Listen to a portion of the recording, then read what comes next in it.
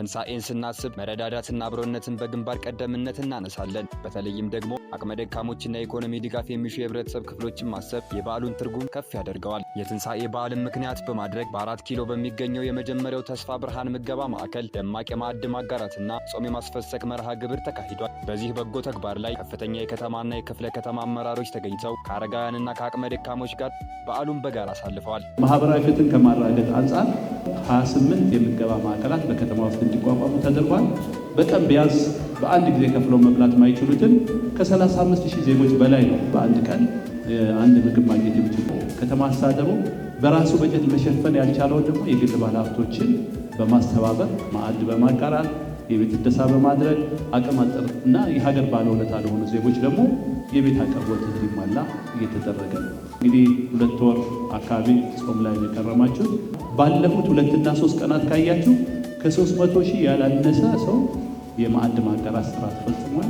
ትላንትና ደግሞ አቅም አጠርና የሀገር ባለውለታ የሆኑ ዜጎች በሁሉም ክፍለ ከተማ በሚባል ደረጃ አይታቸዋል ቤት የማስተላለፍ ስራ ተሰርቷል። እንግዲህ ከተማ ልማት ማለት ህዝብ ላይ ነው። እዚህም ነው እንደ ከተማ ትልቅ ትኩረት ተሰጥቶ ሲሰራ የነበረው።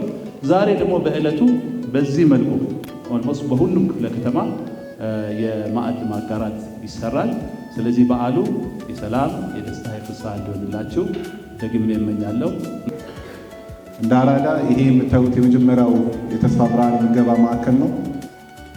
በጊዜያዊ ችግር ውስጥ ያሉ ወገኖቻችን ቢያንስ በምግብ ችግር ምክንያት እንዳይሸነፉ ከዚህ ችግር እንዲወጡ ምርታማ እንዲሆኑ ውጤታማ እንዲሆኑ ለማድረግ ሰው ቢያንስ አንድ ጊዜ እንኳን ተመግቦ ሌሎቹም ደግሞ በራሱ ጥረት ተስፋ የሚሰንቅበት እንዲሆን ለማስቻል እነዚህ ምገባ ማዕከላት በብዛት እየተሰሩ ናቸው ያሉት።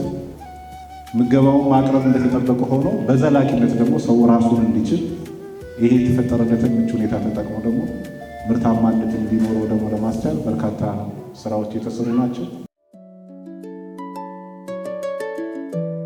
እንዲህ ያሉ መርሃ ግብሮች ማህበራዊ ትስስርን ከመገንባታቸው ባለፈ በዓላትን በጋራ በደስታ ለማክበር ትልቅ አቅም ይሆናሉ።